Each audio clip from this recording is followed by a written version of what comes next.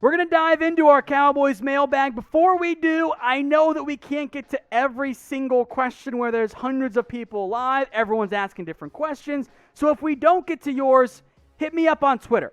At WhatGoingDowney. My DMs are open for that exact reason. I can answer any questions we don't get to on today's show.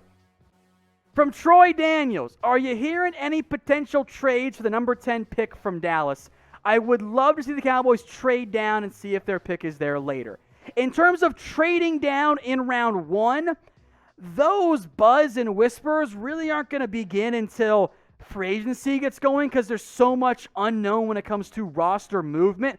Once the quarterback situation gets settled, then you might have some possibility for the Cowboys trading down from number 10, especially if you pay Dak and there's a quarterback on the board at that point. From Bobby Young, what are the chances of getting Penei Sewell at number 10 in the draft? #Cowboys. I'd say low, but weird stuff happens. I was going back through last year's videos, and right after the year ended, I was like, 5 players the Cowboys could target, or might have been 7, whatever the number was. And I'm like, you're not going to get CeeDee Lamb. Oops. Good oops, I guess. If Sewell is there, he's probably the pick unless there's something like off the field that no one has any idea about right now. It would be a pretty big surprise for me, though, and frankly probably dumb of the NFL, just like allowing Lamb to fall was dumb. If he's there at 10, I'm all for it, but like chances, I don't know, 10% maybe more like 5% at that point. I think that's a much more likely outcome for the Cowboys, that Sewell's off the board than him actually being there. So who is your dream draft target for the Dallas Cowboys? I'm going to say everyone but Trevor Lawrence. You can't pick Trevor here. Who's your dream target? This will be the pinned comment on today's video. So you get the ad break here on YouTube, scroll down, and get your votes in. From DeLunatic, Earl Thomas says, if Tom was the Cowboys GM, he'd sign him. Cheers, DC for life. I would no longer sign Earl Thomas. That window passed a while ago. I'm out on Earl. I don't want to deal with that locker room cancer at this stage. Sorry, buddy. All right, from Alakai. All the opt-outs have different circumstances. How do you believe the Cowboys view them? You believe some may have been removed altogether. So great question.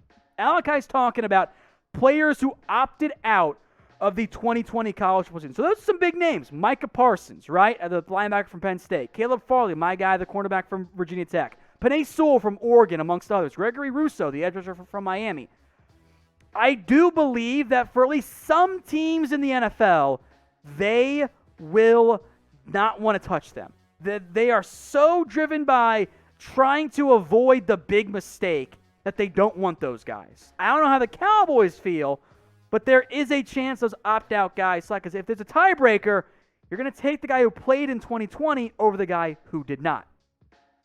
From Dwayne Jackson, when Jerry Jones finally steps down, how confident are you in Stephen Jones running the team? You think Stephen could avoid the same mistakes Jerry's made in the past? Well, for starters, Stephen's already super involved, guys. Like, he's the one making a lot of these decisions. Yes, Jerry's the decider and the owner, but Stephen is the one running point on these contract negotiations.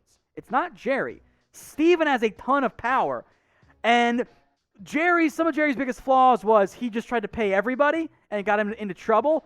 Stephen almost swung too far in the opposite direction, and he's like, I'm not going to pay anyone. I'm going to be stringent and save my cap space, and you got to find the balance somewhere in the end. I am not a huge fan of the way things have gone when it comes to contracts under Stephen Jones as of late. So will the Cowboys win a Super Bowl in the next 5 years? Can they do it for Jerry and for Stephen, and in theory with Dak as their quarterback? Get your votes in here. Simple yes or no question. 1 for yes, they will. You're going to speak it into existence at bare minimum. Or type in 0 for nope, it's just not going to happen. From Dr. Erratic, if we do trade Gallup, I hope we don't, can't Cedric Wilson be a good replacement? I mean, maybe. I feel like if you roll out Cooper and Lamb, you're probably fine with Wilson being wide receiver 3. He's also a restricted free agent, by the way, so he's due for a new deal as well.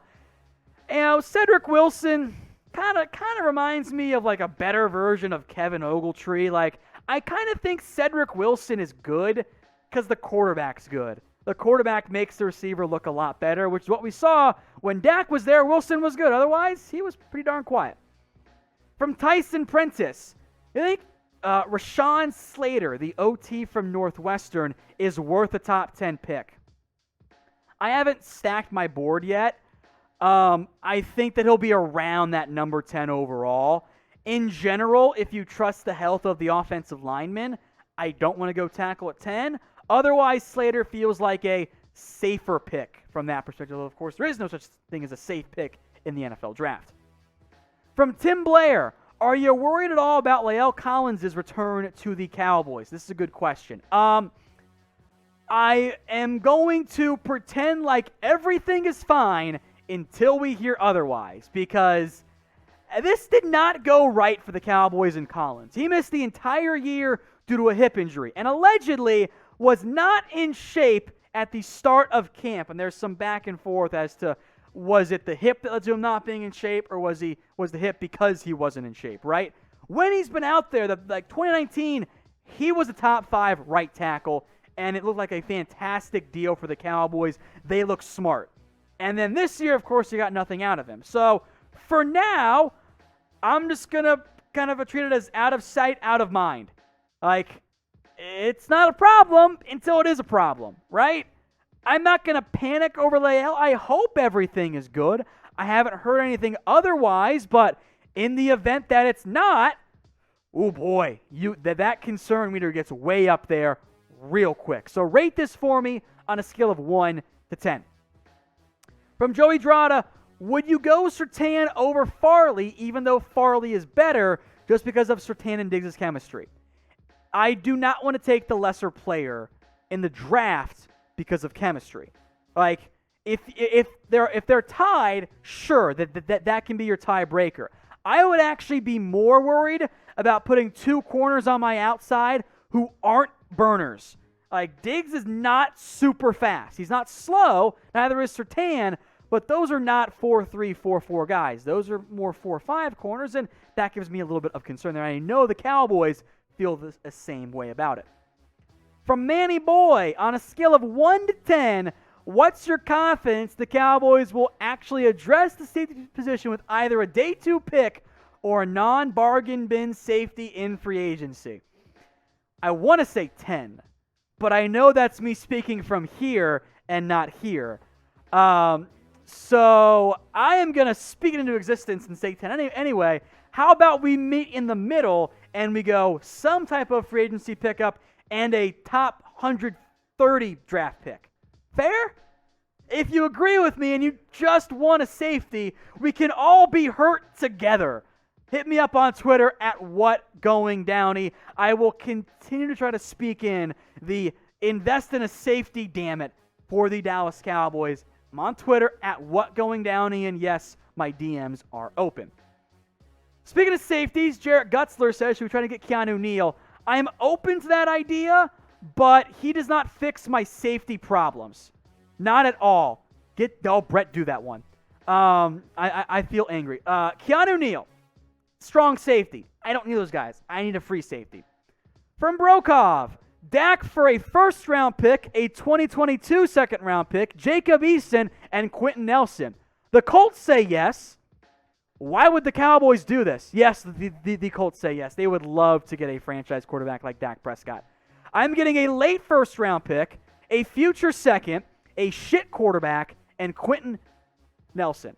So I'm good on my offensive line. I got 10 and 20, and I got nothing at quarterback. Hard pass. From Fernando, double dip at safety, Richie Grant, Ardarius Washington, move Washington to slot corner because he can play that role. Farley, Surtain, Diggs, Grant, Wilson, Washington. Let's ride, baby. I am in. I don't know how great Washington would be at slot, but I love Grant there at free safety. If I can take Washington at in round 4, hell yeah, I'm in. That sounds like a great plan to me. Nick McLean, does Gardner Minshew make sense as a backup if Andy Dalton leaves? Well, I would have to trade for Gardner Minshew, so no, I don't think that really works out too well in the end for the Cowboys. Alakai Trimble, I believe Trevon Merrick is worth a late first round if you trade back. I think you can go in a different direction. If you trade way down to like the mid to late 20s, okay, sure. But I honestly, I think the Richie Grants, the Merricks, the other safeties in this year's class, I think you're better served addressing a different position than it is going right after another safety in the late round 1 range. I like Merrick. I just don't want to spend my first round pick on him when I could move down to round 2 and he still might end up being there.